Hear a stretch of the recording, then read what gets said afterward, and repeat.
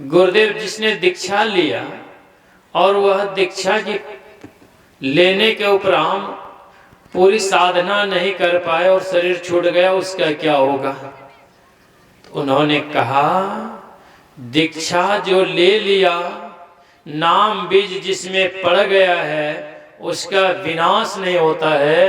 वह बारंबार इस संसार में आएगा और दीक्षा रूपी बीज उसको जब तक निजात नहीं दिला देगा तब तक उसको छोड़ेगा नहीं।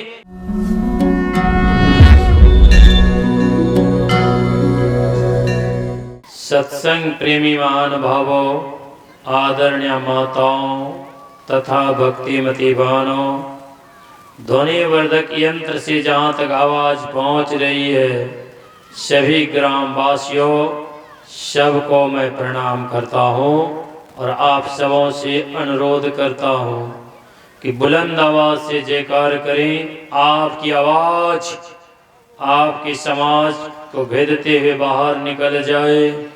बोले श्री सद्गुरु महाराज की। जैसा कि आप सबों को विदित हो चुका है कि यहाँ जो सत्संग हो रहा है, इसका कारण क्या है, और कारण जहाँ है वहाँ निवारण भी है। और जिनके अनुपस्थिति में आप सबों की उपस्थिति हुई है,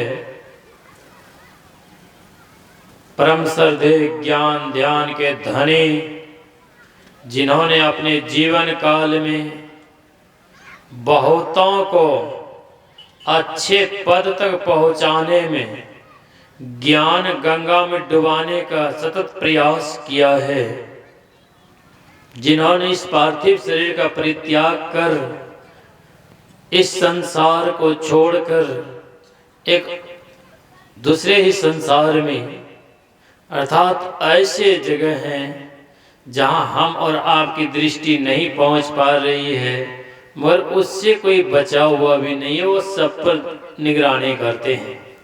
ऐसे संत महापुरुषों के चरणाश्रित अपने जीवन काल में हुए थे। गुरु महाराज ने कहने कृपा की, जिन्होंने दीक्षा ले लिया है वह महाभय से बच जाएगा।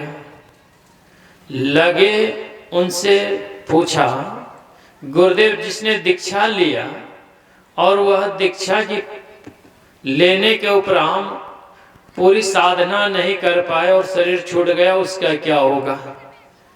तो उन्होंने कहा, दीक्षा जो ले लिया, नाम बीज जिसमें पड़ गया है, उसका विनाश नहीं होता है। वह बारंबार इस संसार में आएगा और दीक्षा रूपी बीज उसको जब तक निजात नहीं दिला देगा तब तक उसको छोड़ेगा नहीं। इसलिए वो तो परम श्रद्धेय ज्ञान ध्यान के धनी और हाई स्कूल के प्रधानाध्यापक महोदय पद पर रहे। उन्होंने ज्ञान की गंगा को संसार में बहाया ही साथ उन्होंने एक अनमोल चीज दिया इस गांव को, जिसके बारे में परम संत बाबा देवी साहब कहते थे, जहां 7 सत्संगी हो वहां एक सत्संग घर बनवा लेना। सत्संग घर, और यहाँ सत्संग मंदिर बनाया है। सत्संग मंदिर बनाया, भले उनका यह पार्थिव शरीर नहीं है, मगर उस मंदिर ने स्मृति मानस पटल पर याद दिलाते रहेंगे कि संसार के आदि भौतिक ज्ञान का भी विकास किया है और आध्यात्मिक ज्ञान की गंगा के विकास के लिए सत्संग मंदिर बनाकर तैयार कर दिया है। सत्संग मंदिर, उससे ज्ञान स्फुटित इस पराधरा पर पूरी तरह से गंगा की तरह, अविरल धारा की तरह बहती रहेगी। इसलिए कहा, वह ज्ञान, गुरु महाराज से पूछा, महाराज जी आपका विद्यालय कहाँ कहाँ है, और आपके विद्यालय में पढ़ने वाले विद्यार्थी के क्वालिफाइड जो करेंगे, उसका जो एजुकेशन प्राप्त करेगा तो उसकी डिग्रियां क्या होगी? तो गुरु महाराज बोले, जितने सत्संग मंदिर हैं सब महाविद्यालय है और उसमें जो भी पढ़ने के लिए आएंगे सब पास ही कर जाएंगे। जितने सत्संग मंदिर है, महाविद्यालय जाने के लिए कम से कम मैट्रिक पास वाले विद्यार्थी जाएंगे। का आपके विद्यालय में कौन सा पढ़ने वाले होंगे? का कचिया चलाने वाला, खुरपी चलाने वाला, कुदाली चलाने वाला, लेबर भी होंगे, तो अच्छे अच्छे जॉबमैन भी होंगे। सब इस विद्यालय में आकर पढ़ेंगे। बच्चे से लेकर बूढ़े तक भी पढ़ने के लिए आएंगे। ये तो महाविद्यालय है। और ऐसे ही महाविद्यालय का निर्माण जिन्होंने अपने जीवन काल में किया था वो थे परम श्रद्धेय ज्ञान ध्यान के प्रति मूर्ति श्रीमान स्वर्गीय सूर्यनारायण बाबू, जिन्होंने यहाँ ज्ञान गंगा के लिए सत्संग मंदिर बनवाया। और सत्संग मंदिर में अध्यात्मिक ज्ञान की चर्चा होगी और इस ज्ञान में जो अपने आप को लगाएंगे उसकी अध्यात्म उन्नति होगी। और यह ज्ञान कैसा है? तो कहा गुरु ज्ञान सूर्य रूप, अर्थात सूर्य तो वे थे ही और उसका रूप ज्ञान स्फुटित हो रहा है। कहा गुरु ज्ञान सूर्य रूप, उनकी ज्योति अनूप उनके नासय तम कूप भजो साध गुरु साध गुरु साध गुरु। कहा भाइयों आप उस जाप तो कीजिए, ऊर के अंदर में जो तम है, जहाँ तम है वहाँ गम है, जहाँ तम है वहाँ जम है। इस जम के मुंह से वही निकलेगा जो भीतर के ज्ञान चक्षु में अपने आप को लगाए रखेंगे। भीतर में जो डुबकी लगाएंगे, इसी डुबकी को लगाने वाले के पास में ब्रह्मा जी गए थे भगवान शिव जी के पास। क्योंकि उसने देखा कि संसार में सब के सब तरह तापों में ही डूबा हुआ है, सब के सब दुखी है। संत कबीर साहब ने एक पंक्ति के में आधे पंक्ति में सबका निचोड़ कहा है। उसने कहा तन धर सुखिया को न देखा। तन धारण करने वाला व्यक्ति जो भी है कोई सुखी नहीं है। कहा तन धर सुखिया को न देखा, जो देखा सो दुखिया हो। कहा जो देखा वो भी दुखी है, जो इसको देख रहा है वो भी दुखी है। सबके सब दुखी है। कहा दुनिया में कौन सुखी है? तो उसने तो इतना लंबा चौड़ा सुनाया है, इतना तक का ब्रह्मा विष्णु महेश्वर दुखिया जिन यह राह चलाई हो। का ब्रह्मा विष्णु और महेश तक दुखी है, अफसोस कि वो सुखी कौन है? तब उन्होंने कहा जोगी दुखिया जंगम दुखिया, तपसी को दुख दूना हो।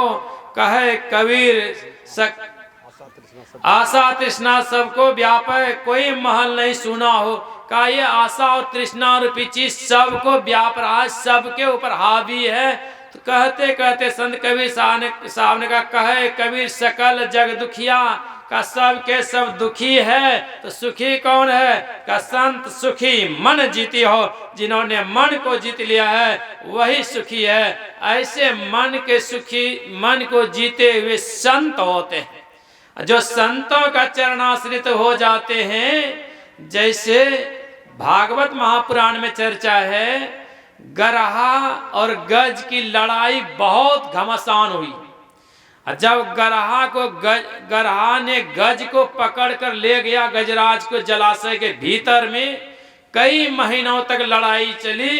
अंत में देखा कि मैं हार जाऊंगा, मैं बचने वाला नहीं हूं, मैं मृत्यु को प्राप्त कर लूंगा। तो उस समय उन्होंने उस भगवान नारायण को याद किया। जैसे भगवान नारायण को याद किया, भगवान विद्रवित हो गए।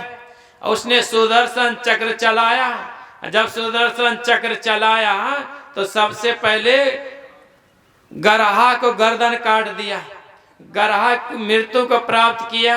और गरहा गर्दन कटा, गजराज जी महाराज मुक्त हो गए। वहां गजराज जी महाराज ने पूछा भगवान नारायण से, भगवान ये आपने क्या किया? मुझे मुक्त नहीं करके पहले उसको किया। उन्होंने कहा तू तो मेरा भक्त है, और जो भक्त का चरण पकड़ लेता है तो पहले चरण पकड़ने वाले का उद्धार करता हूँ, बाद में भक्तों का उद्धार कर देता हूँ। उसी तरह संतों के चरण को पकड़ा था, और जो संतों के चरण को पकड़ लिया है तो संत उसको छोड़ते नहीं है। संत तो अपने स्थान को प्राप्त करा कर ही रहते हैं। ऐसे संतों के चरण पकड़े हुए थे। जो कि ज्ञान ध्यान के धनी स्वर्गीय श्रीमान सूर्य नारायण बाबू, उन्होंने पकड़ा था। और परिणाम गुरु महाराज के रस को इतने पान किए थे, इतना पान किए थे वे, उस पान को अब भूला नहीं जाए, उस पान के लिए उन्होंने इस मंदिर पे मकान को तैयार किया कि ताकि यहाँ पर सब दिन सत्संग चलता रहे, सब कोई सत्संग में आता रहे, सत्संग रूपी गंगा में सब कोई डुबकी लगाता रहे।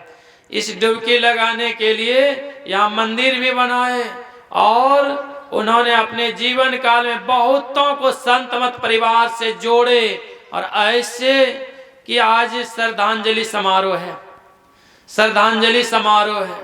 और संयोग से इस श्रद्धांजलि समारोह में हम लोगों के बीच में पूज्य स्वामी श्रद्धानंद जी महाराज। यूं तो मैं सुबह ही आ गया था गोड्डा, रात भर चलकर बोकारो से। इतना कोहरा छाया हुआ है, ठंडी भी काफी पड़ रही है, आने में बहुत परेशानी थी। हमारे चेतन बाबा ला रहे थे, कहा ठंडी लग गई हाथ सब में, मोटरसाइकिल में। तब पर बाबा से मैं कहा था मैं 5-6 बजे तक वहां पहुंच जाऊंगा, और आने में देरी हो गई। और देरी के कारण मैं ज़्यादा आगे नहीं बढ़ना चाहूँगा, क्योंकि हम लोगों के बीच में पूज्य स्वामी मनकेश्वरानंद जी महाराज हैं, पूज्य स्वामी श्रद्धानंद जी महाराज हैं, और समय भी बहुत रफ्तार से बढ़ता जा रहा है।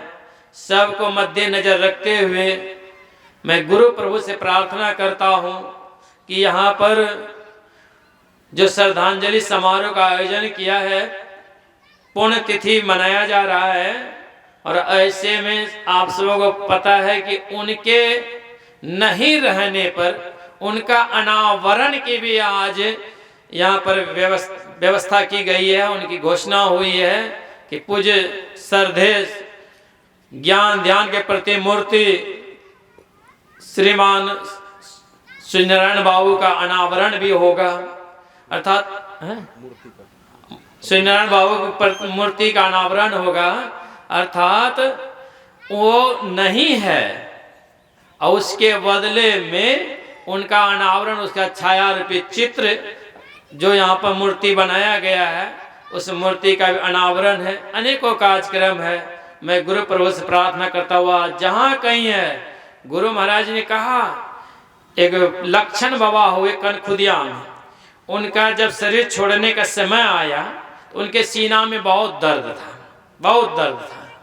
तो दर्द था तो वे करहा भी रहे थे। उनके निकट पूज्य महर्षि दल बहादुर जी महाराज थे। उन्होंने कहा कि इस समय याद कीजिए, आप अंतिम समय में जी रहे हैं, आप याद कीजिए। जब याद करते हुए कहते क्या गुरु महाराज तो सामने में है, गुरु महाराज को मैं देख रहा हूँ और गुरु महाराज मुझे देख रहे हैं, वे थोड़ी कहीं गए, सामने में ही है। कहने का अभिप्राय यह है जो दिल से याद करते हैं वे सामने में ही तो है। इतना तो करना स्वामी, जब प्राण तन से निकले, जब शरीर से प्राण निकलने लग जाए तो प्रभु उसका गुणगान करके संसार को छोड़े। ऐसे गुणगान करने वाले, नाम लेने वाले भी सुन रहे थे। सुगा ने भी स्मरण दिलाया उस गणिका को, उसी तरह हर समय स्मरण रहे। इसीलिए गुरु महाराज कहते हैं सर्व क्षण गुरु मन जो में ही रहे हो, निश्चय निर्वाण हो। सब संत कहो, सारे संत कहते हैं जो सर्व क्षण याद करता है तो अंतिम में भी वही बात याद आती है। इसीलिए अंत मति सो गति, अंत में अच्छी मति रह जाए, इसके लिए जीवन पर्यंत सत्संग भजन ध्यान करते रहना चाहिए। यही काम उन्होंने भी किया और उसी चीजों को अग्रसर करने के लिए सबके प्रेरणा स्रोत बनकर उन्होंने धरोहर रूप में श्री संत सत्संग मंदिर को बनवाया है। इसलिए गुरु ज्ञान की गंगा सब दिन बहे। इसी शुभकामनाओं के साथ बोलिए श्री सद्गुरु महाराज की जय।